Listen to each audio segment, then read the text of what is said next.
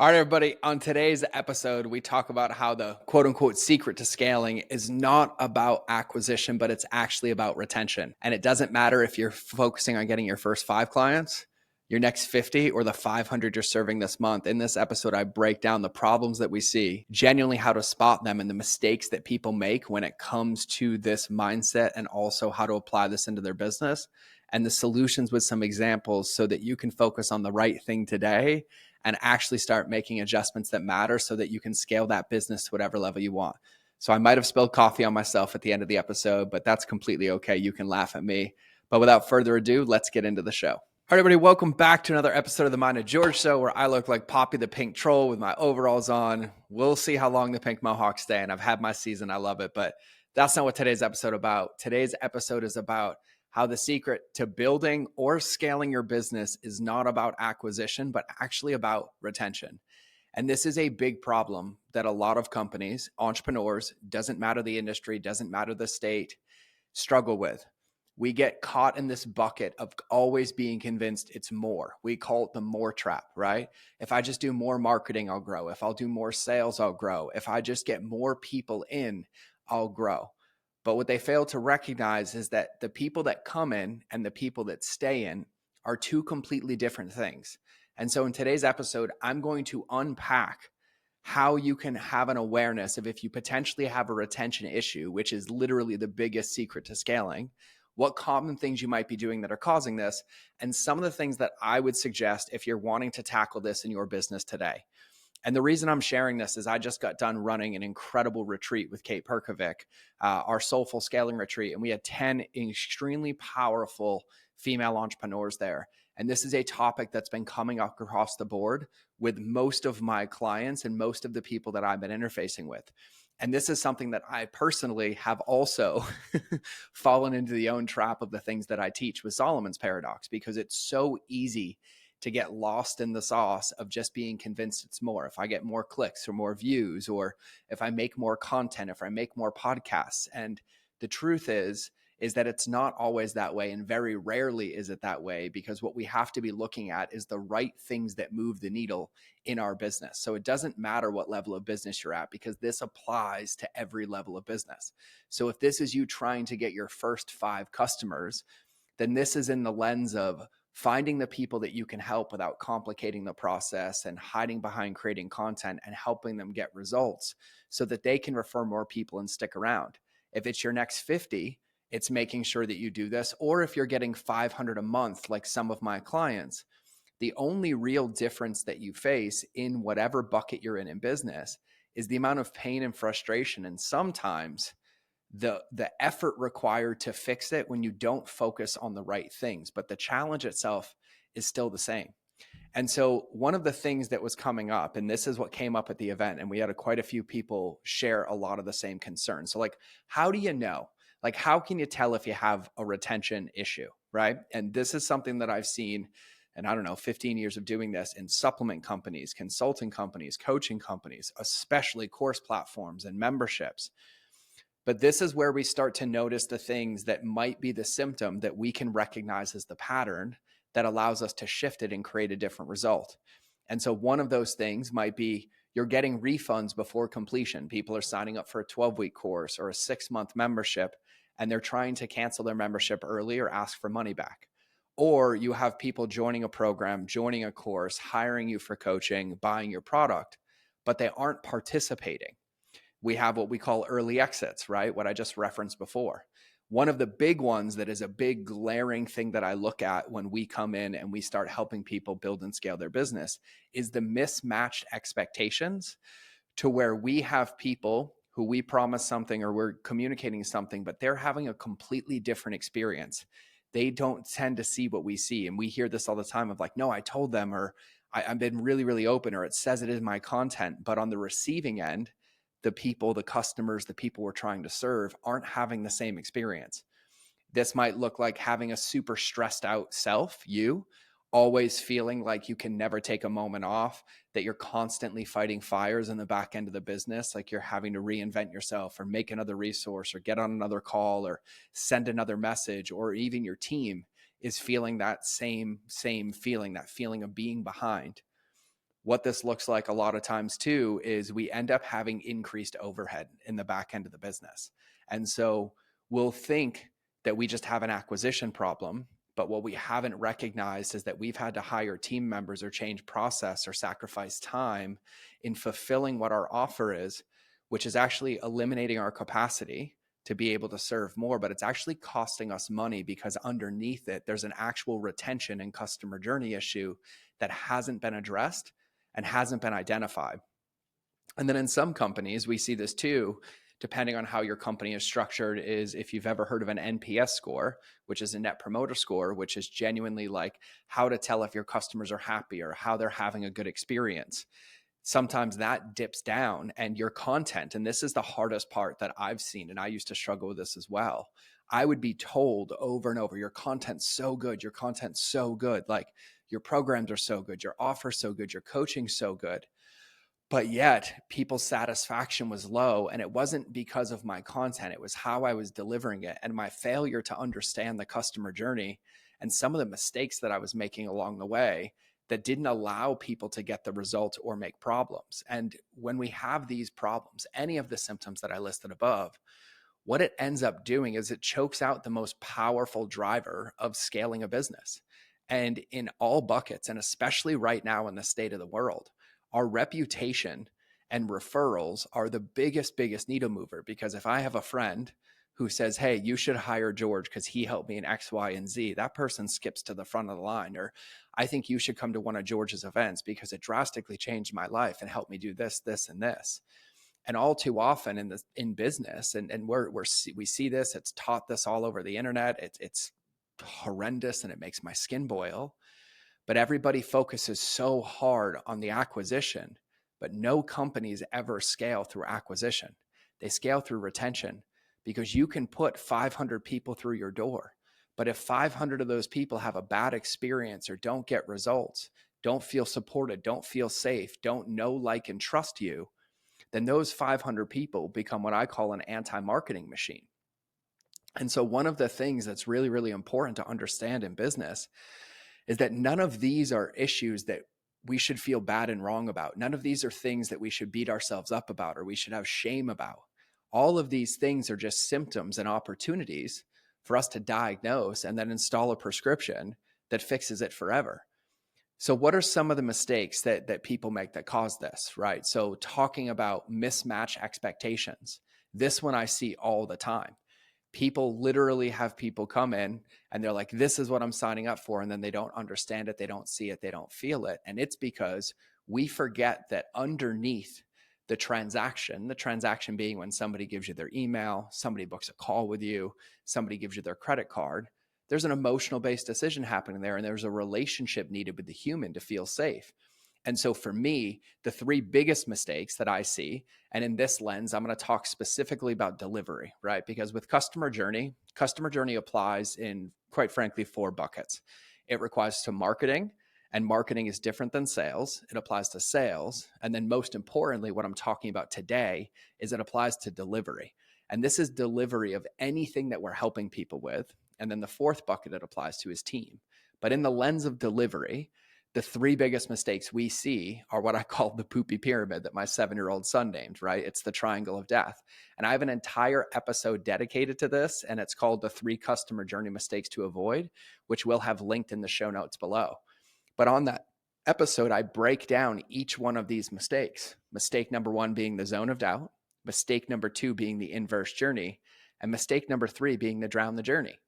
And the zone of doubt is what we call the commitment remorse zone, where somebody makes a decision but has an open loop and we don't communicate effectively, we don't lay out expectations, and we don't use my 5-step framework, the APE sandwich, funny name, I know, but APPPE, to be able to manage and lead that relationship so that we have the best chance of outcome. So if you have not listened to that episode, I would highly recommend you go listen. And even if you've listened to it already, every day in your business, you're in a different state of business. And so I would recommend listening again and seeing what you catch based on me completing this episode.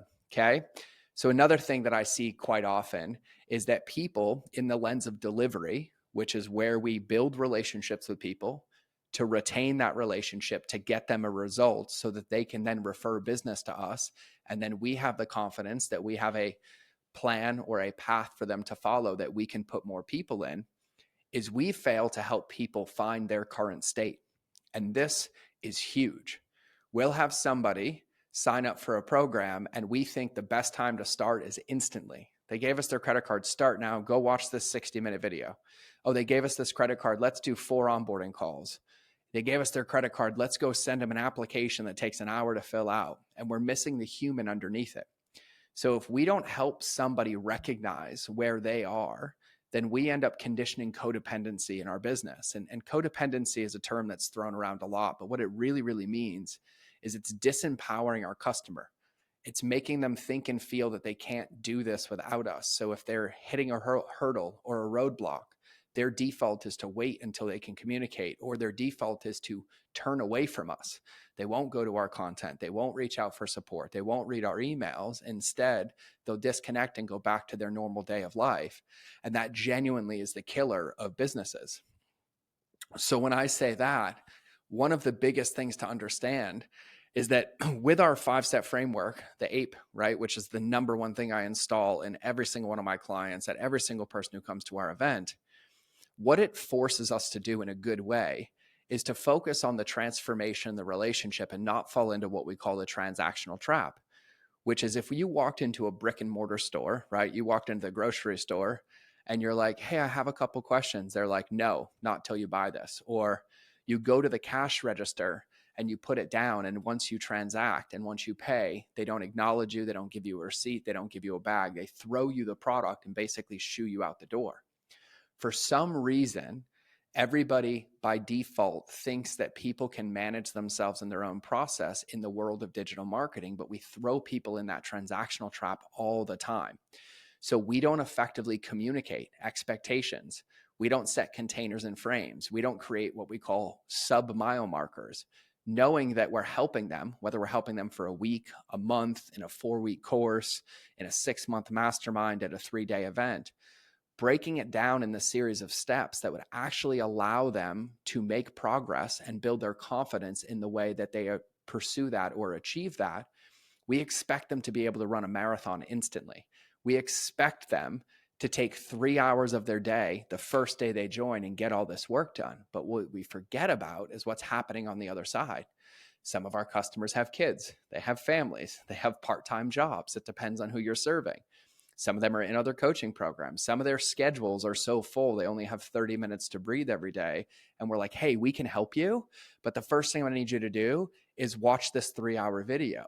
And no one's going to throw out their existing schedule. We have to understand that our responsibility as an entrepreneur, as a course creator, as a coach, as a consultant, and even as somebody who sells products, is design a prescription or a plan so that they can start to modify their day or make progress and get wins and stack those wins to be able to titrate or change their habits and behaviors to continue to pursue what it is that we're helping them with. And this applies to every product.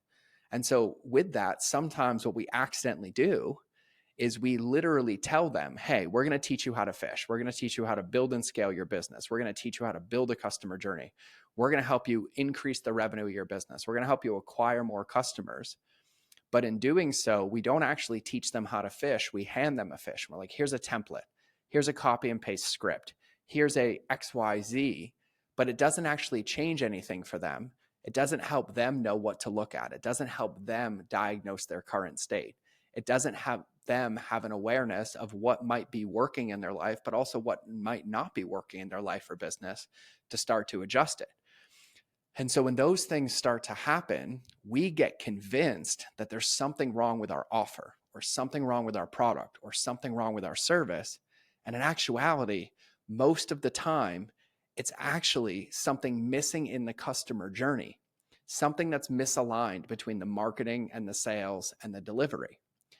And so when you start to understand these things, it'll help you start to plug the holes and create a journey that supports people where you want to take them without constantly getting in the trap. Because what happens when we're convinced it's our membership that's not working, but yet we have people buying it, but then they're leaving?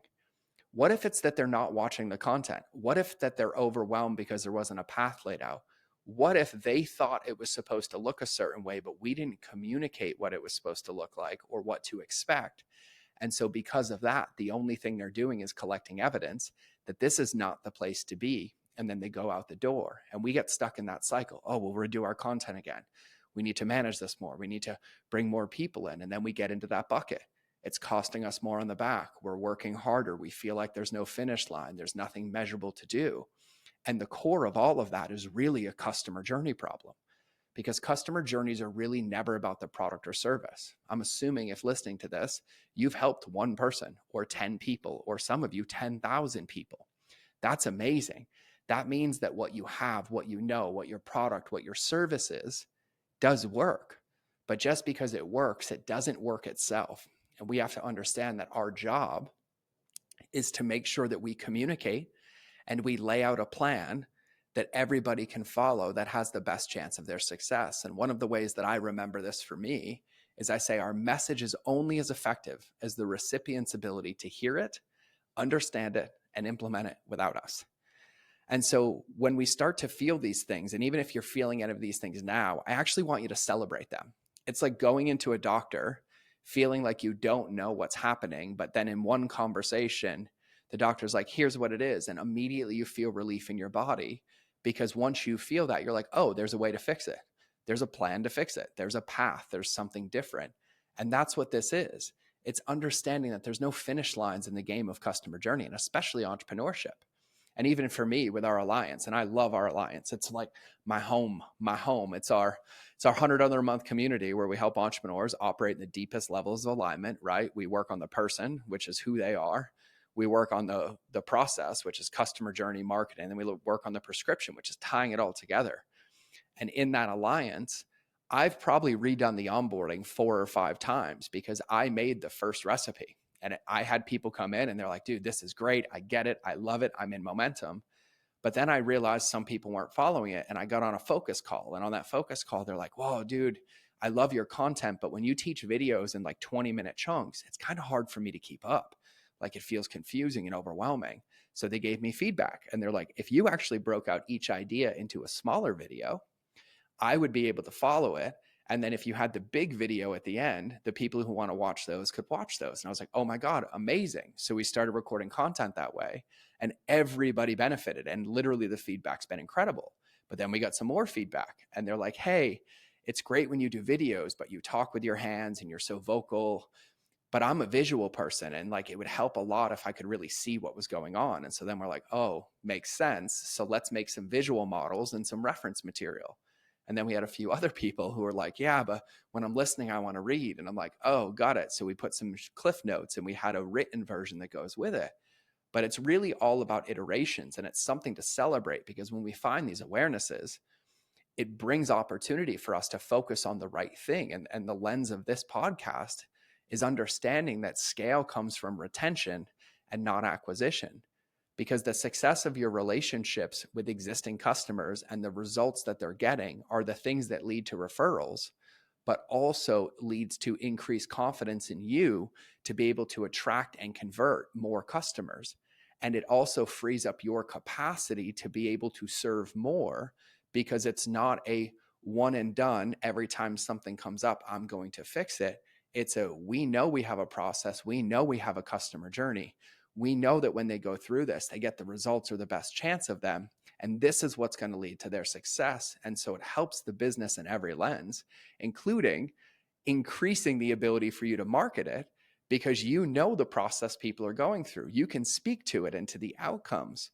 And so when you have these awarenesses, and let's say you're even feeling some of these mistakes, like, oh my God, I'm doing that. Or you listen to the Poopy Pyramid, the 3 mistakes we make, and you're like, I realize that I'm putting so many people in the zone of doubt, or I realize that I'm hitting the drown the journey.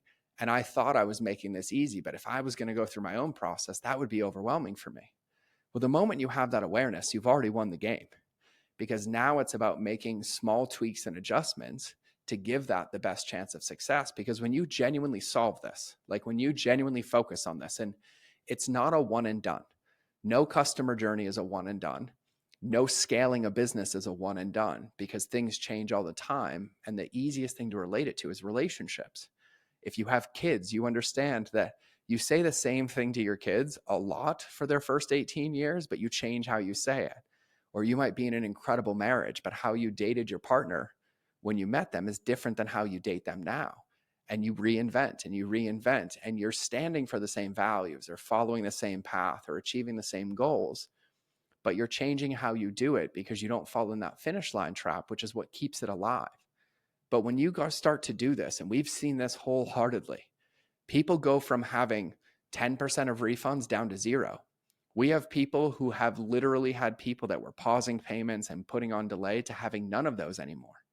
You have a massive amount of increased retention. Like one of my companies went from retaining customers for 3.5 months to 15 months. And all we wrote were 5 emails on the 5 steps that I teach them. I have another one right now on the top of my mind who sells a physical product, and they were getting cart abandons and they were recovering $3 a lead. And after we changed 3 emails and we focused on not committing those mistakes and we were communicating expectations and we're being open about what was happening and we were aligning with expectations, that went from $3 to $12. That is a 400% increase by just changing 3 emails and communicating effectively. I have another incredible client who I love dearly, and they serve people at the deepest level in a business container to help them build and scale their business for 12 months. But what was happening is around like month 2, people were falling into the I'm lost bucket, and they had to have increased coaches. I think there were 3 or 4. They were doing like 10 or 12 extra calls a week, and then people weren't getting results. We shifted it all, and those added employees were removed. And then people are now running the program and supporting each other in the community. But we didn't change the content. We changed the context of the relationship by applying customer journey the right way. And so it unlocks so many things when you have the right brain and the right mind to look at your business the right way. You have more capacity to serve and scale. And you don't fall into the trap of I need more, I need more, I need more. You fall into the other trap of I can bring more in now, and I'm confident that I bring more in because when I have happy clients, I get more referrals. When I get more referrals, I get more revenue. And so when we understand these things, it starts to change the way the game is played. And at a high level, I'm going to hit these 5 steps for you because I just feel called to. But there's a lot of areas in your business and quite frankly in your life, but that's a completely different podcast, where these 5 steps apply. And these 5 steps basically give us universal language to communicate everything that a customer or potential customer would need to know to have agency. We acknowledge them for the step that they took. We prepare them for what's coming, whether it's a 7-day challenge, a 6-month program, 12 months of coaching. We project out into the future what those results will look like so they can start to tune in to know that that's what success is, to know that that's what the mile markers are, and to know that they're making progress. We pre-handle, which is the most neglected step, but the one that has the most power, because this is where we're managing expectations. This is where we're saying, hey, I've walked this path before. I've experienced this before. And these are some of the things that you might experience, and they're completely normal. And then we excite them. And when we're exciting them, what we're telling them is that these are the steps you need to get to that next sub-mile marker. And then here's the steps you need to get to the mile marker past that. And customer journeys are marathons that are broken down into mile-to-mile increments. And the most important place to start with them is anywhere where you have existing clients, because the success of those people is what's going to predicate the success of the people coming in. And our job, even with physical products, and this always brings the one example to mind that everybody loves, but the one supplement company that scaled massively to copious amounts of money wasn't because their product wasn't incredible, wasn't because their marketing wasn't incredible. It's because they were selling a product that people didn't have an established habit on how to use. And so because of that, they weren't using it consistently and they kept canceling. But when we installed customer journey the right way, what it did is it created a workout plan, for lack of better terms, or a running plan, and told them how to start using the product and why it mattered and what they could do with it and what they would achieve and what they would feel and what it would look like. And it literally like 10x the company. And this applies across the board. This applies to service-based industries. This applies to realtors. Realtors are a little different because most people aren't buying a home every 6 months. But the success of your, excuse me, the success of your customer journey in the lens of people buying homes is what dictates if they refer all their friends to you or then call you when they list their home. If you sell a supplement, needed. If you're a coach, needed. If you're a consultant, needed. If you run an agency, needed. If you have a software as a service, needed. If you have a membership, always needed. But really, we have to understand that our job is to pour water onto those relationships because they're seeds, and to help them grow and to lay out a customer journey that gives them the best chance of success. And so we fall into this trap of thinking that, oh, I need more revenue in my business, so I need more. But what ends up happening is we bring more into a bucket with leaks in the bottom, and then we're making emotional, not data-driven decisions. And we end up creating some of these mistakes. We'll redo our program. Or the worst one that I see is my program sucks, I'm making a new one. Or my offer stinks, I'm throwing it in the trash. But 9 out of 10 times in my experience and with most of my clients, it never has anything to do with the offer. It has to do with the wrapping paper and how we're communicating the path that somebody's going to take. And so in listening to this, I want you to really, really tune in. And if you have not, and I mean, if you have not listened to the episode on the wedge of expectations, or the Poopy Pyramid that we call it, because my 7-year-old named it, that is linked in the show notes. And when you listen to that episode, and maybe if you have listened, I invite you to listen again. I want you to apply a filter over it for you. And when you're listening to it, I want you to think about it in the lens of your delivery. Think about it in the lens of your delivery, how you're delivering to your clients, how you're delivering to your customers, how you're communicating with them. Because that's the most important bucket to start with when it comes to your business. Because when that one is solved, it unlocks your confidence, but clarity to then go apply to the buckets that precede it. And the bucket that precedes that is sales. And that would be the next one, because that's the pipeline that's filling your delivery. And once the sales bucket's adjusted, then you move into marketing, which is finding new people to put into those buckets. And then the fourth bucket is team. And that's where you're helping your team see the same things with customer journey, communicate the same way, understand, have the frameworks that you use in the communication to be able to deliver the same result that you're delivering or that you see, so that you guys can effectively build and scale your business. And so I'm really excited to share this with you. And I genuinely mean this. If you want my help with customer journey, just send me a DM on Instagram. Like, send me any question you have, because I most likely have a solution or a podcast. Or I would highly recommend, if any of this tickled, to grab a ticket to our event, which is happening in November in Montana. And it's going to be capped at 25 like normal. But this is all we focus on. We focus on customer journey, which now I think you might have a deeper understanding, because even I fail to communicate what customer journey really means most of the time. But really, it's the path that we lay out for our people to get the result in those buckets, in our delivery, in our marketing, in our sales, and with our team, and tying it all together to be able to effectively execute this over and over and over. Because the big win in this is not being able to treat just a symptom, but to recognize the symptom and the pattern, to then know how to solve it every single time it comes up. Because this is one of those things that's never going to have a finish line. And you see this all the time. You see this with the most successful entrepreneurs, the most successful coaches. They're constantly reinventing themselves. They're not reinventing their offer, but they're reinventing how they deliver it and how they market it and how they talk about it, because that's just the nature of this game. But I take this I submit this to you as a serious invitation to take a peek at this and to make this your focus, especially if you ever find yourself feeling that I just need more. I just need more attention. I need more video views. I need more followers. I need more. When in actuality, most of us, myself included, and with most of my clients, we have what we need directly in front of us, but we're not flexing the muscle of actually focusing on getting them results. We're focused on acquisition and not retention. And retention is the deepest part of the game that will always move the needle, that will always have the biggest impact and unlock the clarity, the tools, and the mindset needed to continually build and scale your business to any level that you want to bring it to, by focusing on what truly matters and not all the distractions that get in the way. So this one was long enough as it is. I'm going to take a sip of coffee. Oh, I just spilled coffee all over my overalls. You know how to get a hold of me. The absolute best place to do that is on Instagram. Shoot me a DM on Instagram. My Instagram is It's George Bryant, just in case you happen to be listening to this episode because one of your friends sent it. Hi, I'm the crazy guy with the pink mohawk.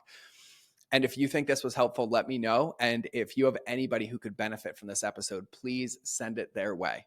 And if you have not secured your seat for the event and you want one of the last seats, go to mindofgeorge.com, mindofgeorge.com/event. And we can't wait to hug you, high five you. But with that, I'm going to wrap the show. So remember that relationships will always beat algorithms, especially the one with yourself. I appreciate you. I love you. God bless. Have a beautiful day. So I'll either see you in the next episode or you will hear me in your earballs. But either way, we're out.